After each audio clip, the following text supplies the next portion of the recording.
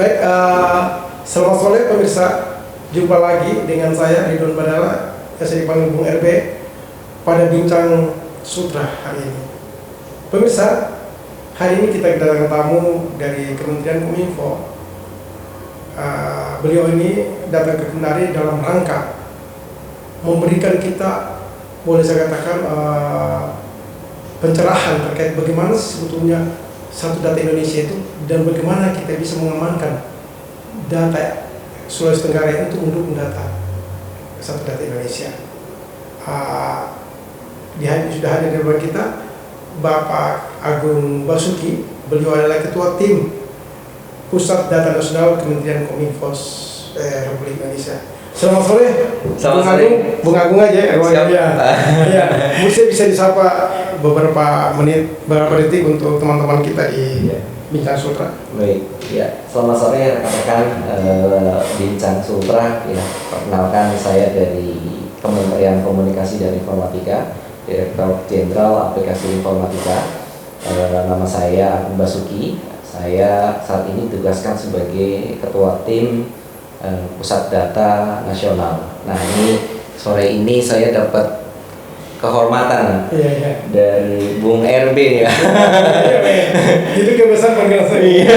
Dari Bung RB untuk dapat mampir lah di sini ya Pak. Kita sedikit diskusi, brainstorming, sharing knowledge mungkin ya Pak. Saya juga nanti pasti banyak belajar dari Bung RB. Iya, kita sambil belajar. Baik pemirsa, ya beliau sudah dikenal. Beliau ini ya datang ke sini sebagai juru, kalau saya katakan kalau dalam agama Kristen itu juru selamat kita untuk bagaimana kita membangun sebuah satu data ya. Hari ini 17 kabupaten kota dan Pulau Sulawesi Tenggara memang kita masih mencari konsep yang jelas bagaimana membangun satu data. Baik, Bung Agung, terkait PDN ini bisa dijelaskan kepada masyarakat apa sih PDN ini? Ya. Jadi PDN ini singkatan ya Pak. Jadi panjangannya itu Pusat Data Nasional.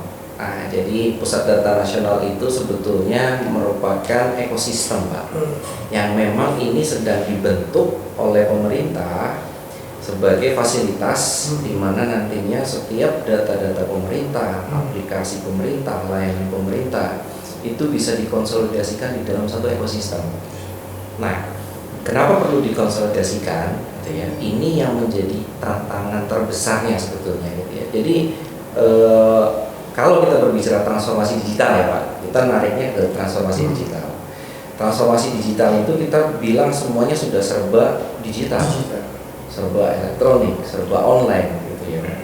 Maka yang menjadi salah satu faktor kunci suksesnya transformasi digital adalah ketersediaan infrastrukturnya, ya Pak.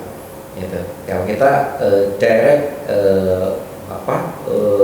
yang memberikan pengaruh secara langsung terhadap keberlangsungan proses transformasi digital, salah satunya adalah teknologi.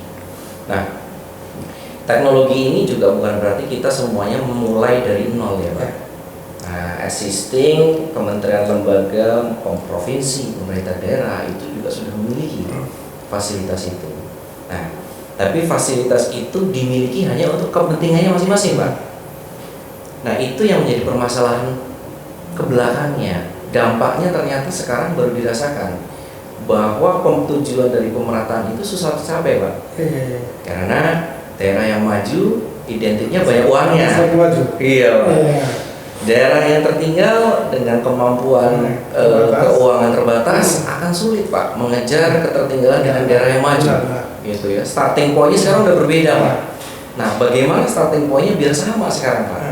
Bagaimana yang daerah yang punya keterbatasan tadi bisa mengejar ketertinggalan? Nah, maka salah satu dari bentuk inovasi di pemerintah pusat Pak, yang ini memang dalam hal ini diamanatkan oleh Presiden kepada Kementerian Kominfo. Nah, itu untuk mengembangkan fasilitas pusat data nasional. Sehingga setiap pemerintah di provinsi, kabupaten, kota itu semuanya bisa memanfaatkan fasilitas pusat data milik pemerintah ini Pak. Jadi standarnya sama, kualitas layanannya sama, keamanannya sama, semuanya terstandar gitu ya. Jadi nggak ada gap lagi nih Pak. Nah, jadi intinya pusat data ya, ya. Betul. Pusat data ini wujudnya seperti sebuah infrastruktur. Betul. Infrastruktur baik itu infrastruktur yang dalam bentuk hard maupun dalam bentuk soft. Hari ini kan kita kenal dalam bentuk soft seperti cloud server ya. Kemudian dalam bentuk hard seperti server yang ada sekarang. Seperti itu Pak, mungkin bisa dijelaskan seperti apa modelnya. Baik. Ini kan bayangan saya seperti itu ya. Iya, iya. Jadi kurang lebih tepatnya seperti itu Pak Kadis. Jadi memang kita berbicara infrastruktur, otomatis infrastrukturnya TIK tadi ya. TIK, ya. Pusat data yang di dalamnya berisi perangkat-perangkat infrastruktur untuk TIK gitu ya, storage, server, perangkat security, perangkat jaringan gitu ya, dan seterusnya. Nah, yang diberikan di dalam fasilitas pusat data nasional itu sebetulnya ada dua jenis layanan. Yang pertama, pemerintah itu membangun fasilitinya, fisiknya Pak, gedungnya beserta perangkat-perangkat TIK yang di dalamnya gitu ya. Nah, nanti cara efektif untuk mendorong berbagi pakai Pak ke seluruh pemerintah, kan nggak mungkin pusat datanya misalkan katakanlah di Jakarta ya Pak, Bapak naruh server Bapak di sana gitu kan, Bapak kan harus maintain server Bapak yang ada di Jakarta. Itu terbatas lokasi geografis Pak. Nah sekarang dengan teknologi cloud computing ya Pak, nah kita mendorong pemanfaatan teknologi cloud computing supaya aset-aset Bapak nih Pak bisa Bapak tempatkan di PDN tanpa harus Bapak mengelola langsung ke PDN. Kita sediakan platform berupa cloud sehingga jadi tidak perlu lagi fisik. Dia perlu fisik Pak. Tinggal cloud aja. Fisiknya biar kami yang kelola gitu ya. Cuma tahu storage ya, storage, komputasi, ya. Gitu, termasuk juga dukungan dari security-nya Pak. Pertanyaan saya, apakah sanggup dengan 38 sekarang itu berapa, 40 lebih ya? 40 ya sekarang provinsi yang ada Sulawesi Tenggara dengan 267 penduduk. Betul. Bisa nggak? Sanggup nggak? Iya. Kemenkominfo dalam rangka untuk menyatukan data ini, menyatukan tempat data ini, maksudnya data ini dengan segala kemudahan, jelas ya gini. Saya ambil sederhana gini Pak Agung ya. Kalau kita dalam satu tempat acara atau kegiatan, seberapa banyak pun EPBS dalam satu tempat itu yang disediakan oleh provider, itu kadang-kala dia langsung loading atau dia lambat karena banyak yang memakai. Apakah nanti kalau kita berkumpul di situ, apakah mungkin dia lambat atau bagaimana prosesnya, atau mungkin terjadi turbulensi, atau terjadi bagaimana datanya hilang atau di sabotase orang dan seterusnya, apa tidak? Betul. Tidak terjadi itu. Betul. Jadi potensi tersebut mungkin Pak, tapi memang PDN ini didesain untuk memitigasi hal tersebut. Oh iya. Jadi kita sampaikan tadi PDN ini ekosistem Pak. Jadi sebetulnya physically nggak cuma satu atau dua pusat data Pak, tapi merupakan gabungan ekosistem dari beberapa pusat data gitu ya Pak. Terus antar pusat datanya itu nanti saling membagi beban Pak. Gitu. Kita berdesain secara infrastruktur punya kapabilitas membagi beban, sehingga tadi ketika ada permintaan kebutuhan kapasitas dari seluruh kabupaten kota ya Pak, ataupun provinsi di Sultra gitu ya, kita saat ini sudah efektif menggunakan dua pusat data Pak. Dua pusat data. Dua pusat data. Iya, di Jakarta ini. Iya, berbeda lokasi Pak. Kemudian ada satu pusat data yang sifatnya core Pak, backup, untuk menampung backup data-data yang disimpan di pusat data kami. Di Jakarta tempat semua.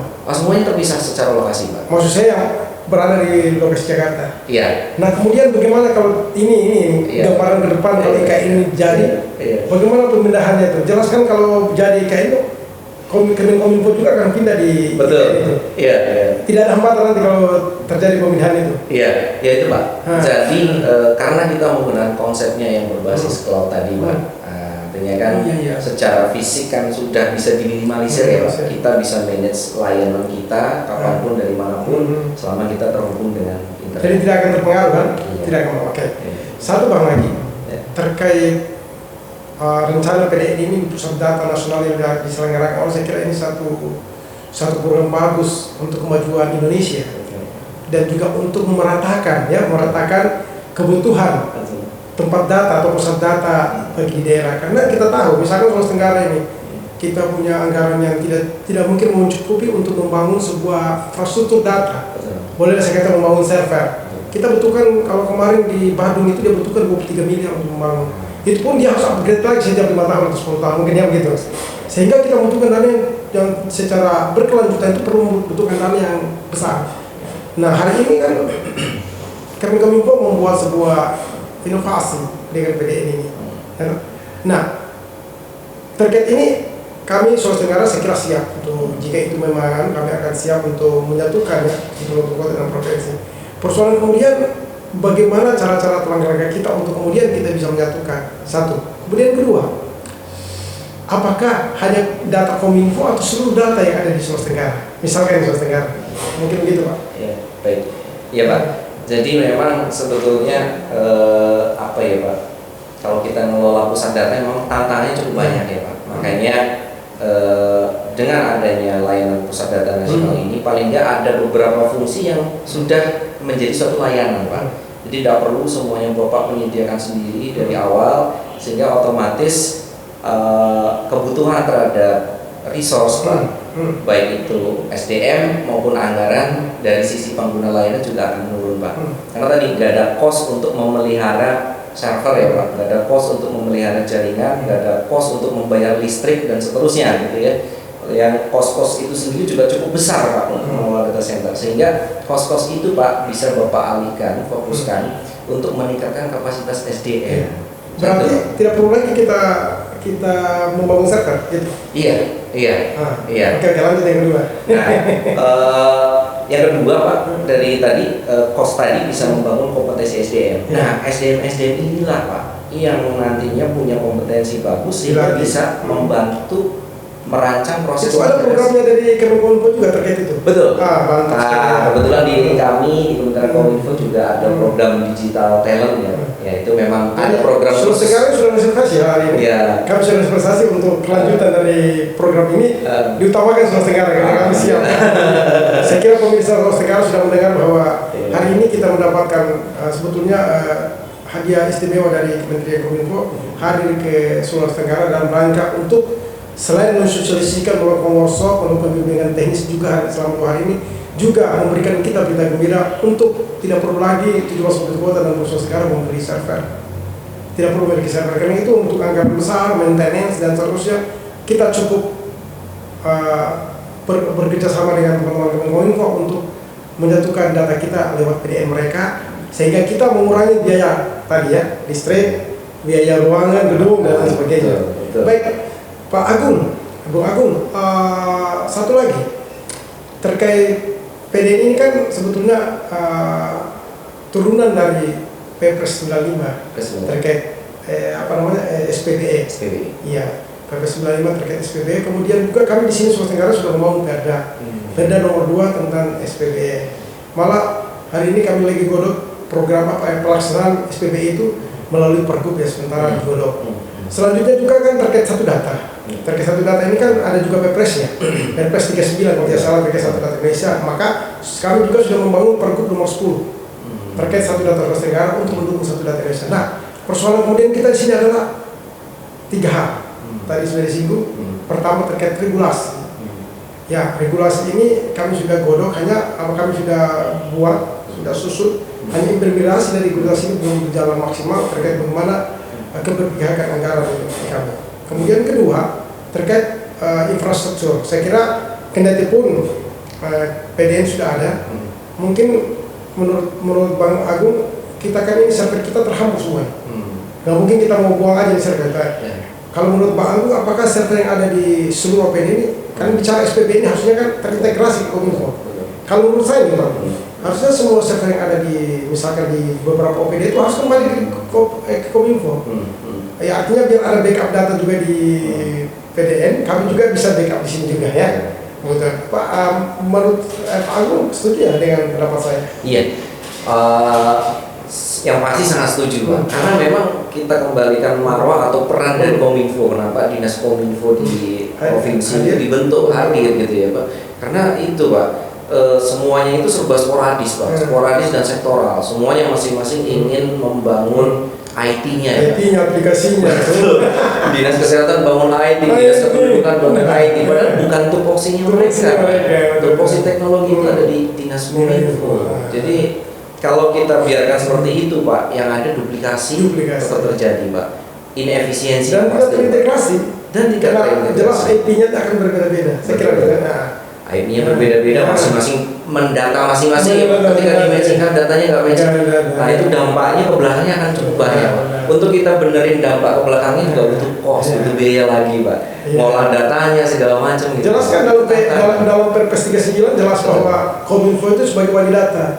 Jadi wali data bahwa Kominfo itu merangkul semua data yang ada untuk diberikan kepada kami, kemudian kami buatkan portal. Ya. Bang Agung, saya setuju ya, tadi kita kunci ya, bahwa PD ini saya kira sebuah program yang baik dan kami Sulawesi Tenggara mendukung. Insya Allah dalam waktu dekat saya akan menyampaikan oleh Bung Pino bahwa ini penting sekali untuk kita lakukan. Tidak perlu lagi kita belanja server, tapi server yang ada tidak perlu kita hilangkan, karena mungkin dihanguskan, tapi kita gunakan untuk backup. Ya mungkin di sana tiba-tiba ada turbulensi, maka tetap ya atau bagaimana kita tetap ada data di sini, itu untuk backup data saja. Tetapi stressingnya bahwa tidak perlu lagi server itu ada di LPSA. Ini sekarang kan server punya LPSA. Pak Agung, misalkan ini apakah bisa juga data-data diamankan, data-datanya di LPSA itu aman, dapat akurat dan segi keamanannya bisa dijaga oleh Kominfo, bisa nggak? Kalau misalkan LPSA ini kemudian datanya masuk dalam PDF. Jadi kebetulan untuk LPSA ini kami kerjasama juga Pak dengan LKPP. Nah, wajib dong. Kami sudah bersurat kepada LKPP untuk mulai menghimbau kepada LPSA di daerah untuk mulai menyimpan LPSA-nya, sistemnya, SPSA-nya di PDN. Nah, ini kita kerjasama dengan LKPP, Pak. Sekarang sudah mulai berprogres, Pak, untuk melaksanakan migrasi itu. Jadi memang kita memang support banget, Pak. Khusus untuk LPSA kita sudah komunikasi dengan LKPP. Sebentar, Pak. Mungkin di sini peran Kominfo juga supaya nggak putus nih. Karena di sini ada di daerah, jadi nggak langsung LPSA, LKPP ke LPSA. Mungkin LKPP dengan Kominfo ini akan menyurat ke Kominfo provinsi dan kabupaten kota untuk kemudian semua penyelenggara yang menggunakan server ini, pertama servernya dikembalikan ke Kominfo, datanya dimasukkan ke PDN dalam rangka mengamankan. Ini juga instruksi gubernur saya kira, presiden ya. Betul. Presiden sepakat dengan itu. Jadi memang untuk penerapan SPBE kan dibentuk tim koordinasi SPBE ya Pak. Kalau di level pemerintah daerah yang berperan sebagai koordinator SPBE itu Dinas Kominfo. Nah, jadi segala macam yang terkait dengan implementasi SPBE termasuk aplikasi, layanan, pemanfaatan infrastruktur, PDN, semuanya harus dikoordinasikan oleh Dinas Kominfo. Sehingga ini sebetulnya peran Dinas Kominfo itu sangat penting nih di dalam transformasi digital pemerintahan. Iya. Tugas kita ya. Betul. Tinggal memang eksekusinya kita tidak, transformasi ini kita nggak hanya bisa bicara hanya teknologi ya Pak. Gitu ya. Tadi Bapak sampaikan regulasi, saya sangat sepakat. Itu sumber daya manusia. Betul. Sumber daya manusia sangat penting. Dan bagaimana mengawal regulasi dan pengembangan SDM ini Pak. Ini juga nggak kalah penting dan nggak kalah effortnya juga Pak. Itu yang kami butuhkan. Itu yang butuhkan bahwa nanti ini bukan terakhir Pak Agung dalam sini, tapi ini menjadi kurikulum keberlanjutan karena saya yakin Sulawesi Tenggara akan mendukung bahwa data kita ke PDN. Tapi dengan catatan barangkali tadi bahwa harus ada resource ya, utamanya kepada manusianya, sumber manusianya. Kami siap untuk baik itu yang ada di Kominfo maupun yang ada di daerah. Bang Agung, kami juga di gubernur baru kami PJ baru ini melakukan langkah-langkah inovatif. Salah satunya adalah kita membuat siswa-aket, sistem surat menyurat ya. Kita replikasi dari Kemenkumham yang kita replikasi, dan insya Allah percepatan kita ini kita akan melakukan TOT di tanggal 5 besok. Kemudian kita implementasikan di bulan itu, kita launching di tanggal 5 ke atas itu mungkin 7-8 ya. Kita akan melakukan launching dalam rangka implementasi dari TTE itu, penandatangan elektronik ya, dengan menggunakan sistem market tadi. Lanjut Pak Agung, terkait tupoksi kita kembali melanjut ke tupoksi. Jadi sebetulnya Kominfo ini, saya cerita dari Kominfo. Kominfo ini kan di daerah ini dianggap sebagai humas. Karena dia lahir dari humas katanya. Ada yang humas di pemerintah provinsi, seluruh provinsi di kabupaten. Kemudian setelah dilebur hilang biro humas, maka dia ini saya ceritanya sejarahnya. Dia masuk gabung di bidang PDE ya, pusat data elektronik, salah satu bidang di perhubungan. Beberapa tahun kemudian dibentuklah Kominfo TPA. Di situ ada 3 urusan yang dilaksanakan. Tetapi skema berpikir ya baik itu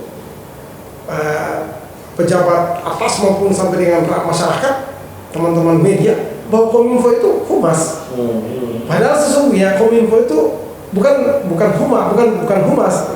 Dia hanya informasi komunikasi publik. Artinya tanggung jawab dia adalah memberikan informasi kepada masyarakat, baik melalui media sosial, media cetak, tapi sifatnya untuk pemerintah secara umum, bukan dalam konteks pimpinan. Karena di situ sudah ada humas keprotokolan gubernur ya. Dalam ini Biro Apim ya. Kalau kami sih Biro Apim, kalau di kabupaten kota namanya Kabak Apim. Ya, jadi itu ex officio sebagai humas. Kenapa? Karena kita di Kominfo ini kan ada 3 urusan yang sangat penting. Urusan Kominfo itu sendiri, di mana di dalamnya ada transformasi digital, ya, Aptika. Kemudian kita urusan statistik sesuai dengan PPS 39. Kemudian urusan persediaan keamanan. Ya, kami sudah kerjasama juga dengan Sandi. Kemarin kita sudah mau gabung 70 lembaga dan pemerintah daerah yang masuk dalam CISAL. Ya, mungkin bisa diberikan tanggapan terkait selain pandangan atau penjelasan saya tadi, apakah mungkin itu sudah benar atau bagaimana? Silakan Pak Agung. Ya, saya kira saya juga justru malah belajar nih dari Pak Kadis gitu ya. Jadi peran yang dijalankan Bung RB di daerah ini justru lebih dari yang kami jalankan. Karena kalau kami kan sudah dibagi ya Pak, urusan Dirjen Aptika hanya untuk urusan teknologi Aptika ya Pak, urusan untuk komunikasi sudah ada. Nah kalau Dinas Kominfo di daerah ini, ternyata lebih berat termasuk gitu ya. BSSN kami juga tangani. BSSN betul, di pusat BSSN ada lembaganya sendiri gitu ya.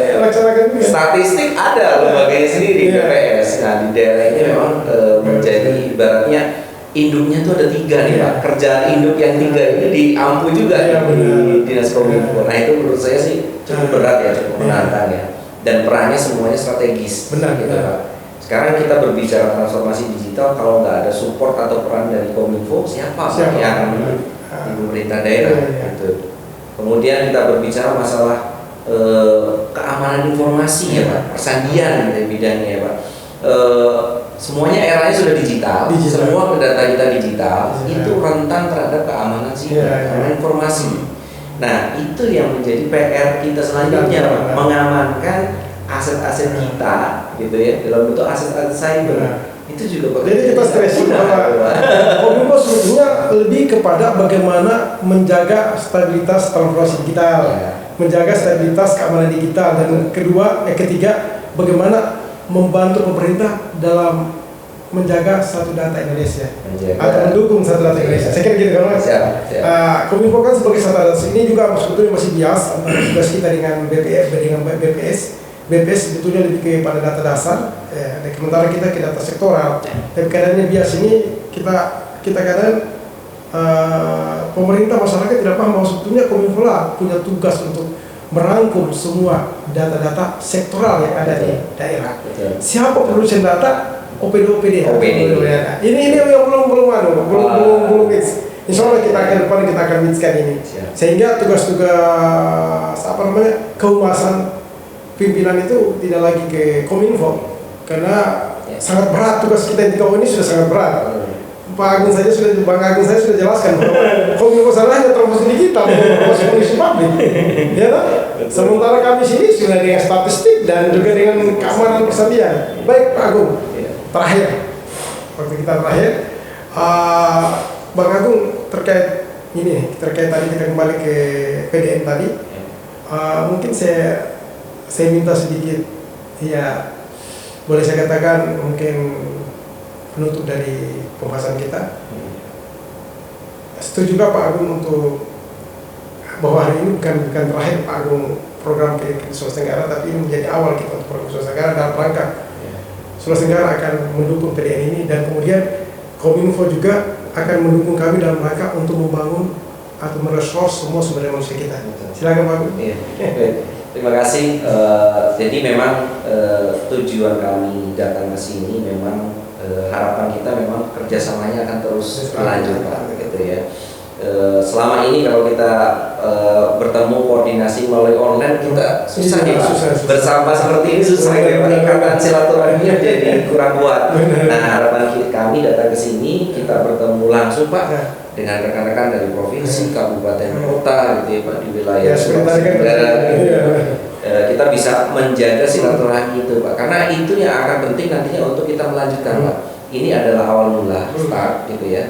Nanti Bapak kan akan berproses untuk mengembangkan transformasi digital, salah satunya menggunakan layanan PDN. Nah, jadi kedepannya otomatis akan banyak hal lagi yang dapat kami support Pak untuk mendukung hal itu. Jadi saya sangat sepakat bahwa nextnya kita perlu lebih banyak koordinasi untuk tadi Pak memperlancar proses transformasi. Baik. Saya kira kami akan menanggapi Pak, menindaklanjuti seluruhnya Pak Agung. Saya akan dalam waktu dekat saya akan kumpul teman-teman dari 17 kabupaten kota dalam rangka kita satu kesepahaman. Mungkin ke depan juga apakah perlu kita mengeluarkan instruksi atau edaran gubernur supaya 17 kabupaten kota bisa mengikuti sesuai petunjuk itu. Saya kira memang itu wajib untuk kita di daerah supaya kita tidak lagi menganggarkan secara yang kos besar-besaran untuk membangun. Bayangkan Pak, saya kemarin ditawarin untuk storage ya komputing server itu anggaran 15 miliar. Saya kira itu anggaran cukup besar. Kemudian bukan sampai di situ aja, tapi bagaimana mengamankan, bagaimana menjaganya, merawatnya, bagaimana listriknya banyak sekali. Sementara hari ini sesuai dengan instruksi Presiden, Kominfo pusat sudah menyelenggarakan, sudah menyiapkan tidak berbayar Pak. Ya, tidak berbayar. Karena memang tanggung jawab dari Kementerian Kominfo ya. Saya kira Bang Agung, terima kasih pada sesi sore hari ini. Baik pemirsa, demikian ya Bincang Sutra yang kita laksanakan hari ini. Ya, terima kasih dengan Pak Agung. Hari ini kedatangan Pak Agung untuk kelanjutan dari PDN supaya Sulawesi Tenggara ini bisa sejajar dengan Jakarta, sejajar dengan Jawa Barat yang sudah berkibar, sejajar dengan Jawa Timur yang sudah punya setiap tahun mereka menyelenggarakan satu data Jawa Timur. Semoga kita sejajar sehingga kita tidak perlu lagi mengeluarkan banyak duit untuk membangun sebuah infrastruktur, tetapi kita sudah disiapkan infrastruktur itu kepada Kekominfo Jakarta. Terima kasih. Bersama Bung Ridwan, mohon pamit. Assalamualaikum warahmatullahi wabarakatuh. Terima kasih Pak.